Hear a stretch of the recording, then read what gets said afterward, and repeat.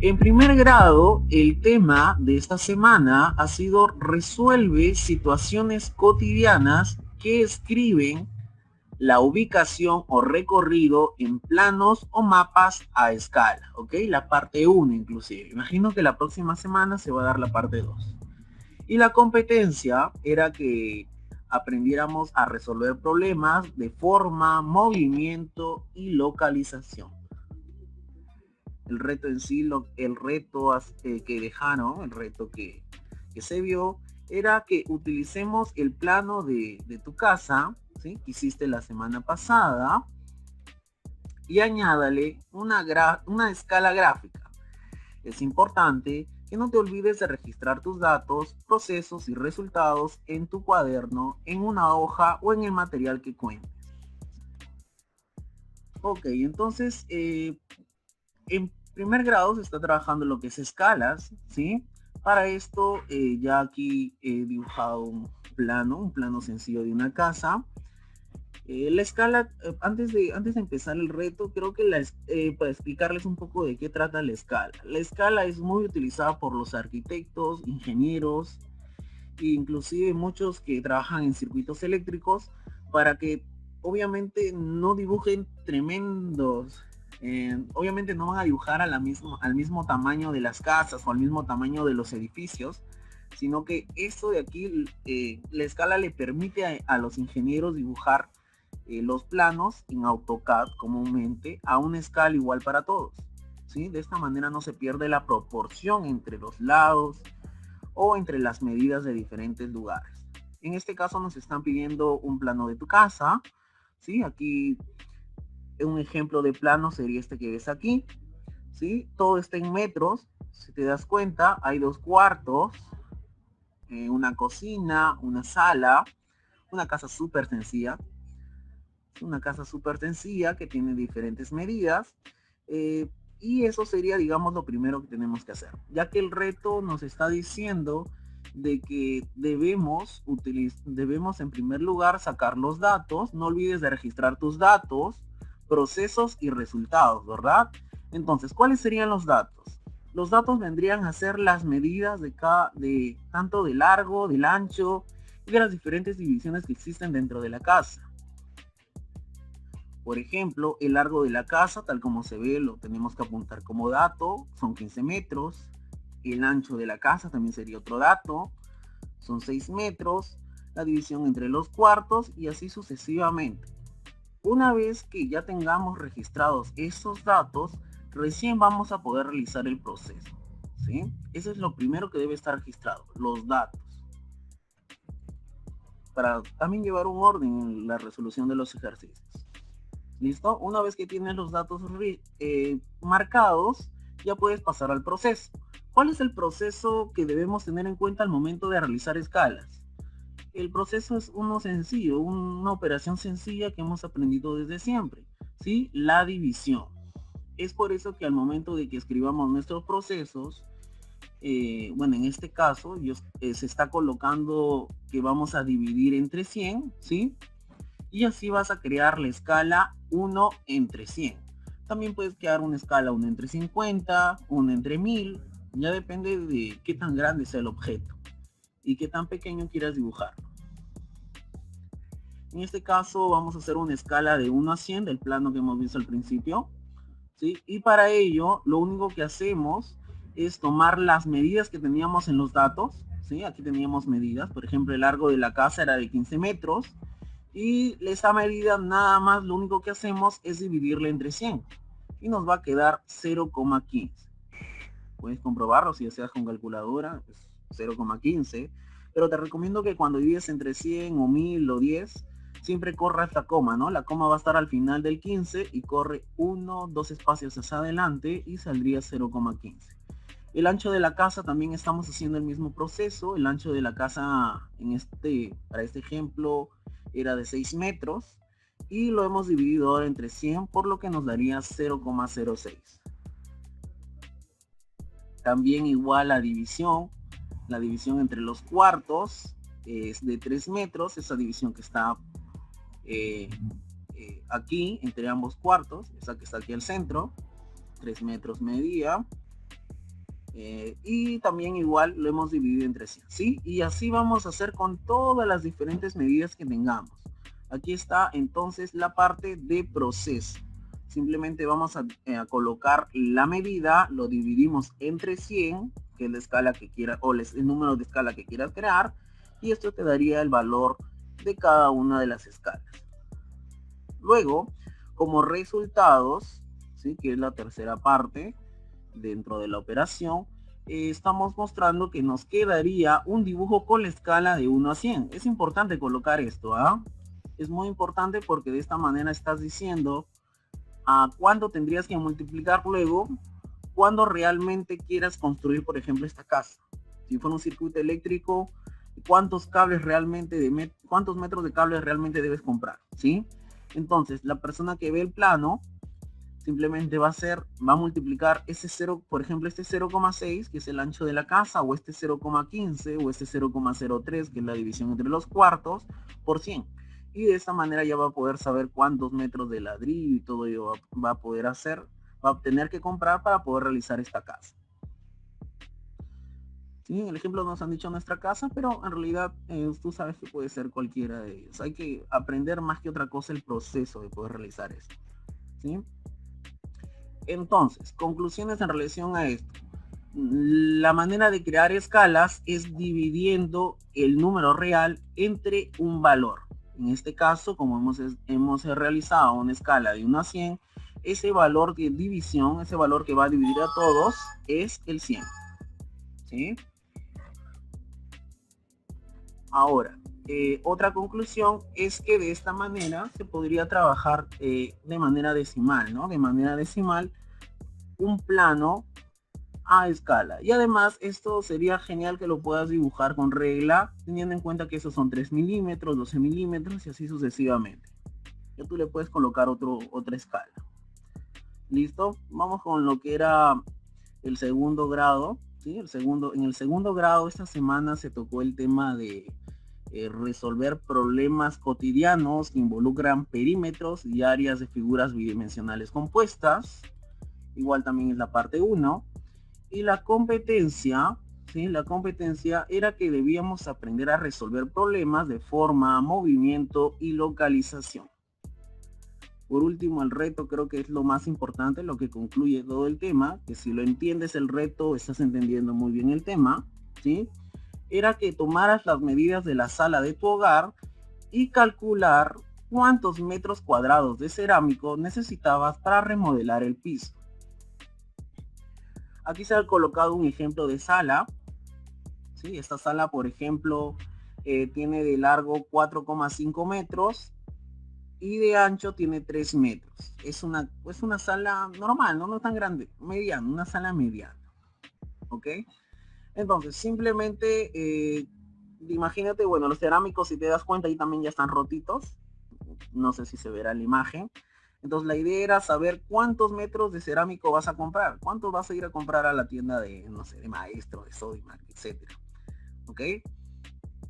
¿Cómo calculamos eso? Ah, bueno, entonces, si te das cuenta, es algo sencillo en realidad, ¿no? Hay que calcular el área del rectángulo, porque es un rectángulo. ¿Sí? Al final este piso es un rectángulo. El área del rectángulo, si lo recuerdas, era largo por ancho. Y luego reemplazábamos los valores. Por ejemplo, el largo, 4,5, es este de aquí. ¿Sí? Por eso en vez de largo hemos colocado 4,5 metros. El ancho es esta parte, ¿sí? El ancho, y por eso hemos colocado 3 metros aquí. Hemos reemplazado largo por 4,5 y ancho por 3 metros. Y si los multiplicas, te va a quedar 13,5 metros cuadrados. Metros cuadrados porque M por M va a ser metros cuadrados, ¿sí? Muy importante acordarse esto, sobre todo cuando resolvemos ejercicios en física. Magnitudes y todo ello. Listo, el ejercicio está súper sencillo en realidad. No hay mucho análisis que dar. Si es que tendrías que renovarlo, tendrías que comprar 13,5 metros cuadrados de cerámicos. ¿Ok? Nada más. Esa es la cantidad que tienes que pedir en la tienda. Ya obviamente, si es que no te venden números decimales, tendrías que pedir 14 metros cuadrados, ¿verdad? Hay que tener también un poquito de sentido común al momento de interpretar estos datos. Listo. Hasta ahí todo fácil, pero sí, yo creo que sí. Vamos con tercer grado. En tercer grado, y creo que ahí sí tienen que prestar un poquito de atención por ahí a ustedes, ¿sí? En tercer grado se trató el tema de distribución equitativa de un terreno, ¿sí? La competencia era resolver problemas de forma, movimiento y localización también, ¿ok? Eh, Esto de aquí trataba sobre todo sobre tercer grado de matemática. El tema fue sobre triángulos congruentes y los diferentes casos que había. En realidad solamente el reto consistió en dos preguntas, ¿sí? Que era saber cuáles fueron los saberes previos antes de iniciar la actividad, ¿sí? Y aquí podemos en realidad dar diferentes respuestas, ¿no? Antes de aprender el tema de congruencia de triángulos, podríamos decir que sabíamos qué cosa era un triángulo, qué es un lado, muy importante al momento de ver los tres casos, qué es un ángulo, y qué es igualdad o congruencia, ¿ok? Simplemente poder tener la habilidad de reconocer qué triángulo se parecía a cuál triángulo. Ese es el tema en el tema de congruencia. ¿Cuál fue el momento más retador de la actividad? Esto en realidad es una pregunta más personal, pero hay varias respuestas que podríamos colocar, ¿ok? Por ejemplo, uno de ellos sería que es tal vez no tenemos muy buena memoria, entonces recordar los tipos de congruencia, ¿no? Las congruencias lado, lado, lado, lado, ángulo, lado y ángulo, lado, ángulo. Espero que más o menos las recuerdes, ¿ah? Que no sea parte de, que no sea uno de tus problemas. También podríamos haber colocado observar cuál triángulo era congruente con otro. A veces en geometría eso es un poquito complicado, ¿no? Saber darse cuenta dónde está el otro triángulo congruente. Y por último, decidir qué caso aplicar en el ejercicio. A veces es complicado encontrar en esos ejercicios de congruencia cuál de los tres. Ok, conozco los tres casos, pero no sé cuál de ellos aplicar. Entonces, tal vez esto es algo retador para muchas personas. Ok, no encontrar, no saber cuál de los tres casos utilizar.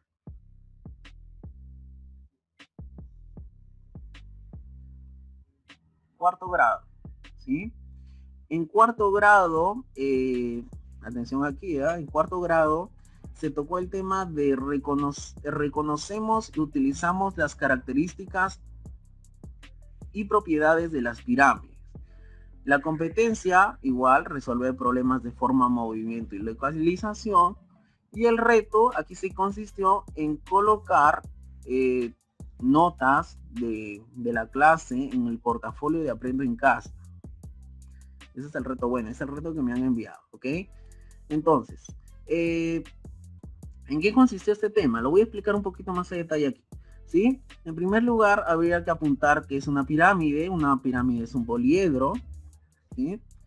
Otro punto importante que también se debe apuntar en el portafolio eran los elementos de la pirámide. Se explicaron muy bien que eran vértice, el vértice es el punto en la parte más alta de la pirámide. La arista lateral, que también ya la conocemos, ¿sí? Esos son elementos fáciles de reconocer en realidad, ¿no? La arista lateral, ya, que es, digamos, desde el vértice de arriba a los vértices de la base, ¿sí? Luego también está la arista de la base, que son, digamos, las aristas de la base, vale la redundancia, ¿no? Con la que se está formando el hexágono en la parte inferior, ¿sí? Estas líneas que están aquí.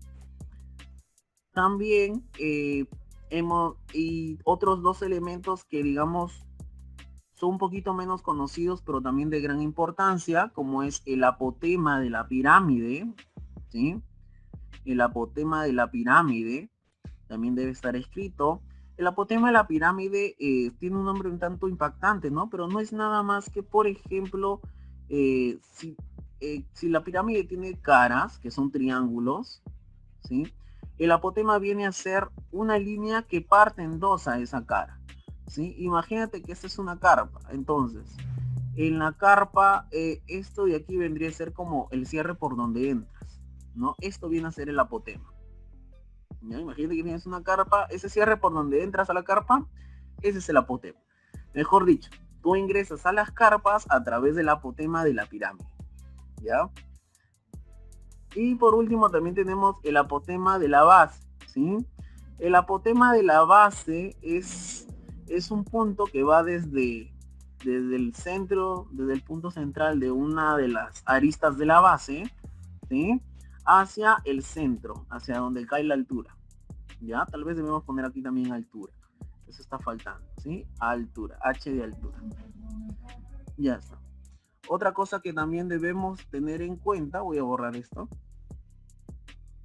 ¿sí? Aparte de copiar tanto que es una pirámide como los elementos, es la clasificación de estos, ¿verdad? Los tipos de pirámides.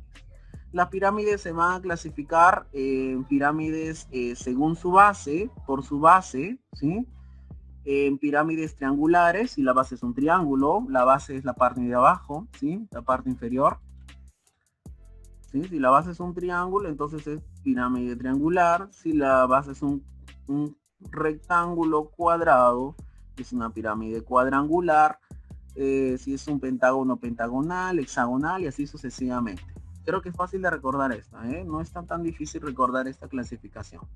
Otra clasificación que se vio también es por su base y caras laterales. Si es que la base es un polígono regular y además las caras, ¿sí? Si la base es un polígono, ¿sí? Recto, así como ven, se puede estar hablando de una pirámide regular, ¿ok? Mientras si es que la pirámide, por ejemplo, tiene una base, en la base tiene una figura irregular, ¿sí? Date cuenta, mira, aquí qué cosa es esto. Esto no es una figura bonita, ¿no? Mira, aquí ancho y acá delgadito. Entonces, cuando la base se comporta así, estamos hablando de una pirámide irregular. ¿Listo? Estamos hablando de una pirámide regular.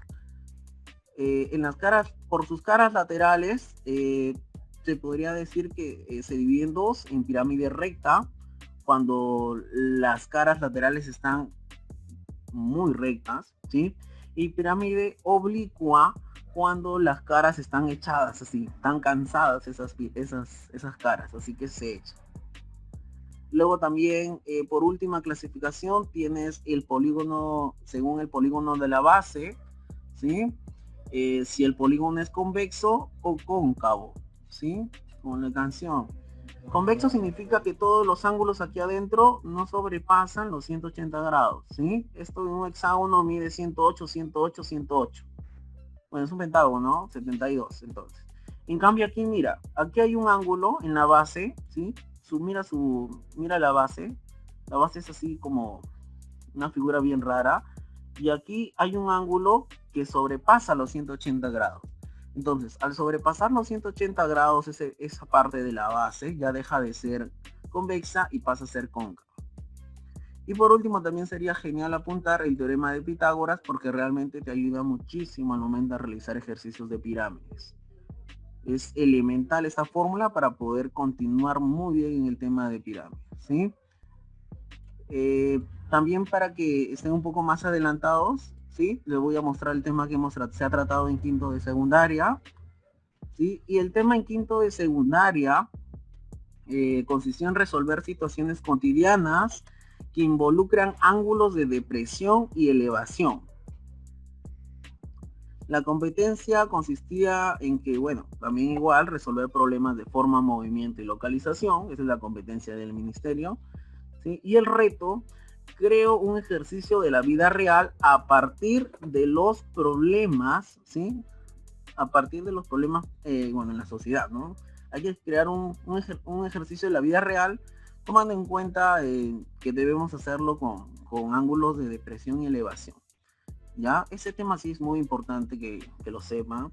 Les agradecería un poquito más de atención en este tema, porque es muy importante en realidad en el aspecto de trigonometría.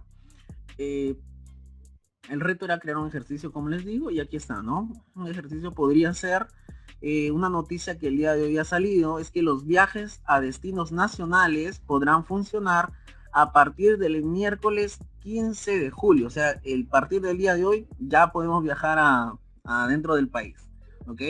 qué alegría, ¿no? Qué alegría, pero bueno, con bastante cuidado tal vez, ¿no? Ya depende de ti, ¿ok? Ya depende de ti, ¿ok? Pero aún está quedando pendiente la reapertura de fronteras para los vuelos internacionales, informó el Ministerio de Transportes y Comunicaciones, el MTC, ¿ok? Si es desde un edificio se ve volar al avión que va allá a provincia, se va para provincia, con un ángulo de elevación de 60 grados y uno de depresión de 45 grados, ¿sí? Y además se sabe que el edificio está de 200 metros del avión. ¿Podremos calcular la altura a la que vuela el avión? Vamos a graficarlo esto, ¿ok? Tal vez así en letras no se entiende bien, pero en la gráfica yo creo que sí se va a entender mucho mejor, ¿ok? Listo, eso es lo que te decía. Estás tú arriba del edificio, imagínate que estás arriba del edificio y estás mirando con un ángulo de elevación de 60 grados el avión, ¿sí? Que vendría a ser el triángulo en la parte superior. Y bajas la mirada y puedes mirar el suelo con un ángulo de depresión de 45 grados. ¿Ya? Y además otro dato por último es que el edificio o tú te encuentras a 200 metros del avión, ¿sí? ¿A qué altura podrá volar? ¿A qué altura estará volando ese avión? Esa es la pregunta, ¿sí? Es decir, lo que nos estamos preguntando y hemos planteado a partir de la noticia de hoy es un avión que ya está saliendo, esperemos que no tenga coronavirus este avión, ¿sí? Ya está saliendo, ¿a qué altura estará volando? ¿Sí? Esto es lo que tenemos que calcular. ¿Cuánto estará volando? ¿Ok? Para eso, para poder calcularlo, voy a regresar de vez en cuando a la gráfica para que no te pierdas. ¿Sí? Para poder calcularlo hay que utilizar los famosos triángulos notables. ¿Ya? ¿En qué consisten esos triángulos notables? Estos triángulos notables consisten en triángulos que ya están hechos de manera proporcional. Mira, uno de ellos que vemos aquí en la gráfica es el de 60 y 30 grados aquí, 60, 30 y 90 grados, ¿sí? Ese triángulo me va a ayudar, las proporciones de este triángulo me van a ayudar a poder saber cuánto mide esta parte de aquí. Primero vamos a hallar esta parte de aquí, ¿ok? ¿Cuánto medirá hasta aquí? Le vamos a poner A. ¿Sí? ¿Cuánto valdrá? Además, este 200 que está abajo, hay que trasladarlo aquí, ¿ya? Hay que trasladarlo aquí en la parte inferior, ¿ya? Porque de aquí a aquí mide 200 también. Sí, hay que trasladarlo nada más. Se está poniendo aquí. Voy a borrar esto y vamos a ver que he dibujado este triángulo en la parte inferior para que, digamos, no malogremos tanto el dibujo, ¿sí? Ahí está ese triángulo que habíamos dibujado hace un momento. ¿Sí? Hace un momento habíamos dibujado ese triángulo. Aquí estabas tú y aquí estaba el avión. ¿Sí? El avión. Y estaba mirándolo con un ángulo de elevación de 60 grados, ¿verdad? Y además de aquí a aquí habíamos escrito el número 200. Ahora, gracias a que ya se sabe la proporción de este triángulo, que es k raíz de 3, k y 2k, ¿sí? Ya se sabe eso ya se sabe esa proporción. Y el 200 justo ha caído con el 1k. Por lo tanto, este 1k va a ser igual a 200, ¿sí? Como el 200 ha caído con el 1k, al momento de dibujar el triángulo con sus proporciones, 1k va a valer 200. Por ende, k va a valer 200, ¿sí? Ahora, ¿yo quiero este k? No, ¿verdad? Yo quiero cuánto vale aquí. ¿Cuánto vale en esta parte? Aquí le habíamos puesto a. Por lo tanto, luego en k raíz de 3, que es esta proporción, voy a reemplazar el valor de k. Y k, ¿cuánto habíamos dicho que valía? 200, ¿no? Por lo tanto, me va a quedar que en esta parte de aquí me está quedando 200 raíz de 3, ¿sí? Hasta ahorita tenemos que vale 200 raíz de 3, uno de los pedacitos que van a formar la altura que tiene el avión, ¿ok? Voy borrando esto para poder continuar, ¿sí? Voy a regresar a la imagen y te voy a indicar dónde es. Tal vez no te diste cuenta. Este 200 raíz de 3 iría aquí. 200 raíz de 3 iría aquí. 200 raíz de 3 iría aquí. Ya lo calculaste, 200 raíz de 3. Ahora, nos falta hallar todavía este que estoy poniendo de color verde. ¿Cuánto será aquí? Para eso vamos a utilizar el ángulo de depresión y el triángulo notable de 45 que está en la parte inferior. ¿Ok? Ahora vamos a hallar aquí. Le voy a poner B. ¿Ya? Por aquí lo he dibujado más abajo. Voy a borrar esto. Me van a disculpar. No borro. Hemos dibujado ese de color verde en la parte inferior. ¿Sí? Simplemente lo hemos sacado el triángulo y lo hemos colocado aquí. Está al revés, yo sé, pero es para que te des cuenta que es el mismo triángulo verde. ¿Sí? Es el mismo triángulo verde. Ya, es el mismo. Y el 200 se tenía que... el 200 estaba en el lado recto, ¿verdad? Por eso el 200 está aquí. El 200 en este caso también está chocando con el K, por lo tanto vamos a decir que K vale 200. ¿Sí? Ya está, K vale 200. A veces va a pasar a dividir algún número, si es que por ejemplo te toca 2K, 3K, pero el proceso es el mismo. ¿Sí? Y luego, ¿sí? Y luego lo que yo quiero hallar, ¿sí? Lo que yo quiero hallar es el K, ¿verdad? Esta parte de aquí. K. Entonces aquí habría error, ¿sí? Aquí sí está errado. Aquí solamente yo quiero el K. ¿Sí? El K que sería también 200. ¿Sí? El K sería 200 también, ¿verdad? Entonces 200 aquí y 200 de altura. ¿Listo? Ya está. Aquí en la suma también va a cambiar. Va a cambiar también. Ahora lo vamos a hacer. Listo. Entonces sería K, ¿verdad? K valdría 200. Por lo tanto, en este lado B también vamos a colocar B igual a 200. ¿Sí? Si lo llevamos a la parte superior, como para que te des cuenta mejor con la gráfica, si lo llevamos a la parte superior para que te des cuenta mejor con la gráfica, vamos a decir, aquí está el avión, ¿sí? Vamos a decir que en la parte inferior aquí se está escribiendo otra vez el 200, ¿verdad? Aquí es 200 y en la parte superior había quedado 200 raíz de 3, ¿verdad? Ya está. Ahora, ¿cómo obtendríamos a qué altura está? Simplemente lo que vamos a hacer es sumar ambos. ¿Sí? Sumamos 200 raíz de 3 más 200. Y de esta manera ya nos quedaría la altura, ¿verdad? ¿Sí? Espero que me estés comprendiendo eso. Si es que sumo este 200 que me ha salido con el 200 raíz de 3, me va a salir toda la altura. Y eso es lo que vamos a hacer ahora. ¿Sí? 200 raíz de 3 más el 200. ¿Sí? Y 200 de raíz de 3 es 346,41. ¿Sí? Eso puedes hacerlo en la calculadora. Más 200, ¿sí? Me quedaría igual a 546,41, ¿sí? Y ya está. De esta manera habríamos determinado a qué altura está volando ese avión que ya está viajando a provincia, ¿sí? Gracias a que el MTC ya dio pase para que puedan realizarse los viajes a provincia. ¿Listo? Vamos por último a revisar algunas preguntas ya para ir concluyendo en quinto y esta clase, ¿sí? ¿Hubo algo nuevo que aprendimos hoy?